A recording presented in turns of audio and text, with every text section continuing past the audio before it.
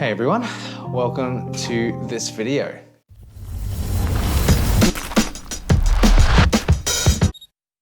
It's Joseph here again, and when I'm recording this, it is now the very end of 2020, the tail end. And at the end of last year, 2019, I started a series of a sort where at the end of every year, I want to capture some of the biggest learnings that I've had throughout the year and talk about the lessons that I've learned and try to summarize it as much as possible. This has been a big year for everyone. This has been an incredibly weird, different, unprecedented, however you pronounce it, is probably the word of the year. But this year has just been completely different to anything else we've ever lived through or experienced. But I personally have learned so much, and I'm personally so grateful for the things that have happened throughout 2020.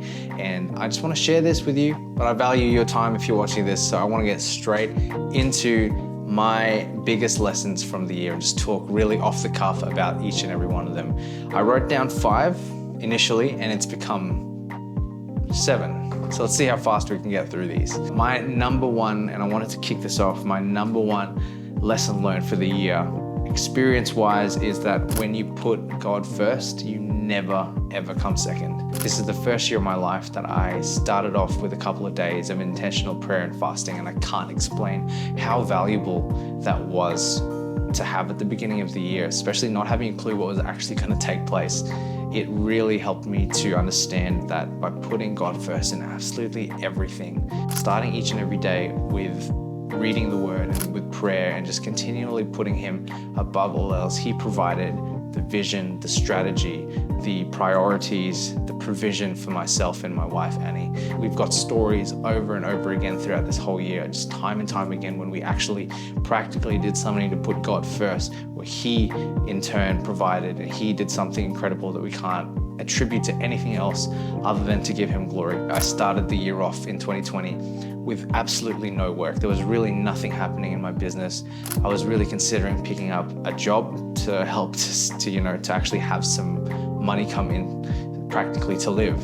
And that was the story of January, February, March, and then COVID hit while I was still in that slump trying to figure out what to do. But every day when I sought after God in the word, he just reassured me that just to trust, because something was going to happen, breakthrough was going to happen, and he didn't tell me otherwise. So I just held on for dear life. And through the beginning of COVID, as I recorded in another video on my channel, he gave me a strategy as to how to approach doing my work and be able to actually start a snowball effect rolling to where now at the end of 2020, I sit here and I looked at my portfolio of work and the things that we've done, the clients we'd worked with, and Brown Fox Media House, we've worked with over 40 different businesses within the span of the year, when throughout January to March, there was virtually nothing happening.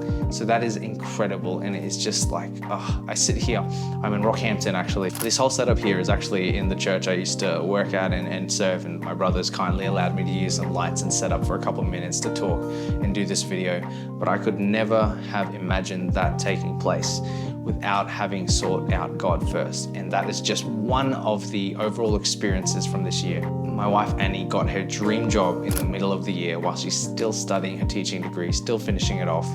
Just came out of nowhere, the opportunity came out of nowhere, but we know it was God's provision because it was the school she's absolutely wanted to work in. And she's got her own story about that back when she was 11 with her parents praying over that exact location, the exact school. It's just unbelievable.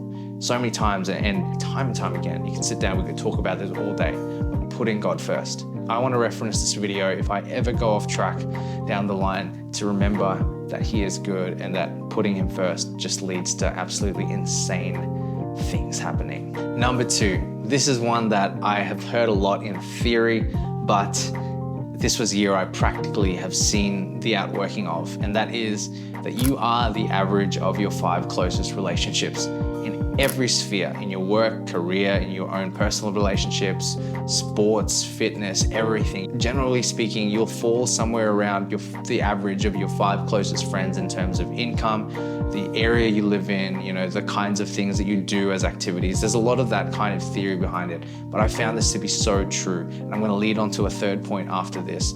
But for me personally, I've seen the outworking of this in work, in business, where I intentionally have decided to choose the relationships that I want to keep close by, to actually draw from, learn from, because the people who, for example, I've seen the kind of revenue that they're generating in their business, I want to have somewhere around that ballpark in the future. And they've really, practically, it's stretched me and helped me to elevate from my level at the beginning of the year to the general ballpark direction of their average revenues per month or whatever it is. That's a very practical example.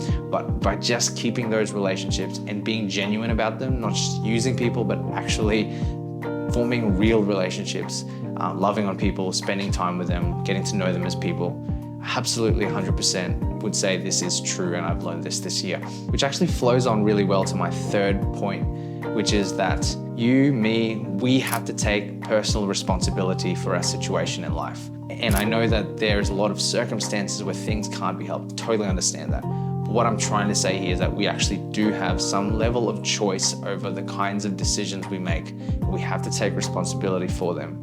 Because for me, I wouldn't naturally fall into the same spheres as some of these people I'm talking about in my last point, but I had to choose to step into those positions to where that was actually available to me. And I had to take responsibility and say, hey, I'm here, I want to be here, so I need to put the steps in place to get into the circles of these people here. Taking responsibility, not blaming others for your situation in life. It's the only real way to actually progress, to do amazing things in life. Take responsibility for where you're at. Number 4 is to look for opportunity in every situation. Look for the positive opportunities in every situation. COVID. Again, referencing back to the biggest thing that's happened throughout 2020.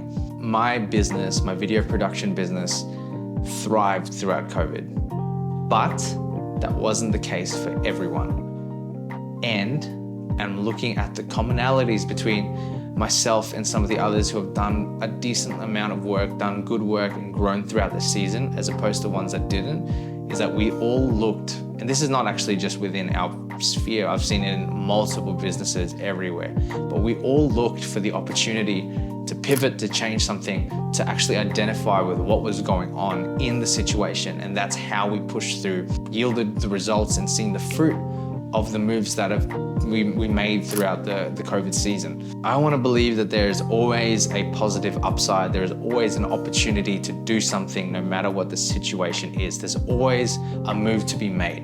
And I'm actually really excited to see what happens in 2021 by keeping that principle close to heart. No matter whether it's ups or downs, there is an opportunity to be found. And it's the ones that look for the opportunity that will get the results. Number 5. Test everything, try out everything, and do more of what works. This is another principle that I learned throughout the whole pivoting throughout COVID season. There's a lot of things that sounded like great ideas, and throughout the beginning of my business, when I tried to put certain ad campaigns out, they weren't real campaigns, but putting offers out, putting things out left and right that didn't stick, it really helped me to find when one thing actually did work, what it was, and identify and learn with the thing that actually worked. Because by looking at the results and looking at the strategy behind the thing that stuck, you could clearly see why they worked. There was a value proposition, there was an actual need, there was a very relevant time. All of these things, all these factors, it wasn't just something that sounded like a good idea. It actually solved the problem. And this can be extrapolated in any number of ways in terms of the kind of content you produce, the kind of audience that you're working with, the kind of customers you want to work with, for example. Just looking through and seeing what actually works by testing a bunch of things. So I tried a lot of different things in the business at the beginning. I tried to only advertise things through social media without going to networking. Oh yeah, that's a bigger thing. And then networking in person was the thing that actually worked. So I just went full ball. I went 100% into just networking to see how far things could go by just really spending time with people in real life. And that was another example of the whole test everything, see what works. So I thought as a digital creative that social media would be the thing to start and kickstart the business, but truthfully it wasn't. In my case, it didn't work that way. So I found something that started to work and I just kept going. I joined different groups, met up with different people, formed new relationships. And then the public service announcement videos was another way that I actually did the same thing. Now, what I'm doing into 2021 is testing a new service and testing it by being a practitioner in my own way. I'm producing content for our business and I'm going to go and produce my own content and see by multiple different types of content, see which one actually sticks, what resonates, and do more of that as well. It's just a great principle to abide by, and I would recommend that you do that as well. All right, where are we at? We're getting close, I promise. Number 6. This one is another overall life principle that I'm really appreciating, and that a full life, a really fulfilled full life, means you're living in your purpose 100% of the time. It means that every single thing that you do is attached to something that is within your purpose. So your career, your ministry, your relationships, everything that you're doing has an attachment to what you're actually designed to do in life. I've realized this year that when you are living and everything in your life is centered around your purpose, no matter what the financial implications are, where you are, location-wise, it'll all be super fulfilling because everything that you're doing is what you're actually designed to do.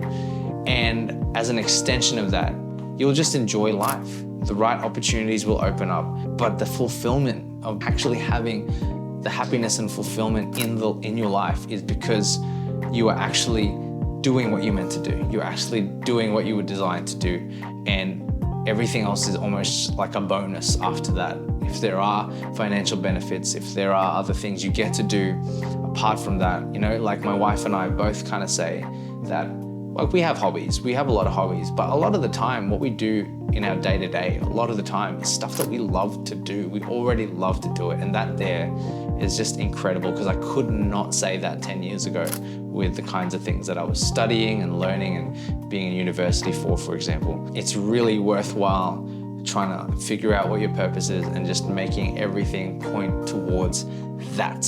And lastly, speak kindly and speak positively at all times. There's actually no point in speaking negatively to people. In the Bible, there's room to tell people when they're doing something a bit off and to rebuke people. A lot of the time it's in private, actually, not gossiping, not slandering people behind their back. I've actually tried to make a conscious effort to catch myself if I'm just slighting someone, just joking about someone. It's something I want to work more towards in 2021. But there is power in words. Life and death is in the power of the tongue. Just being positive, and I'm not meaning that in a naive, everything's amazing in the world way, because not everything in the world is going to be amazing. But God is good and God is amazing. And as a Christian, if we believe that He is in us, then we should be filled with the joy and the goodness that God has already given us inside us. And I want to live like that. I want part of my legacy to be down the line that me, Joseph, when I'm 70 or whatever it is, you could say that I was actually full of happiness and joy, and I was not the kind of person that you didn't want to be around. I want people to think that they're refreshed when I leave a room. When they've been in a conversation with me, I want them to feel uplifted. I want them to feel empowered. And I know that doesn't happen when you gossip, when we talk negatively about people, when we don't need to, when we complain, when we are just straight up negative. There is room, I don't want to be naive about it. There is room for constructive criticism and action on that criticism. And it kind of ties back to the whole take responsibility. If we're in a situation where we don't want to be and we just know that there's nothing else for us there, then it's on us to leave. It's on us to take the next step or to do whatever it is. There's no point in slighting people. There's absolutely no point in tearing people down. It's such a crab mentality, when people are doing well in something and people will always try to grab and pull you back down to their level. And so I want to help people. I want to help people to lift each other up. It's something that I am it's very close to my heart because, you know, I've experienced what it's like, and I know what it's like, how easy it is to tear people down with words, and it just doesn't go anywhere.